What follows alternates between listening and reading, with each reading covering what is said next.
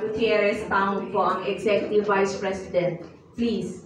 Salamat po sa opportunity to be with you. Suportahan niyo po kami sa aming desire to be a champion, not just sa basketball, no? Yes, and sa volleyball, walang pressure. We will do it. We're really hungry for the win, and we have that attitude, the never say die attitude.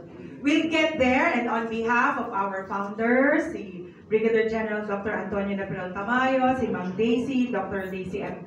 Tamayo, and aming University President, si Sir Anthony, si Dr. Anthony Jose Moral Tamayo, and our VPs, Sir Anton Tamayo. Thank you so much for this opportunity. Be one with us. Join us next year. We invite you to our 50th gold anniversary and of course the 100th season of NCAA. Maraming salamat po ulit sa inyong lahat. Magandang umaga po.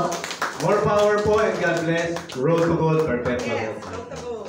Magbabalik po ang PSA Sports Forum after this.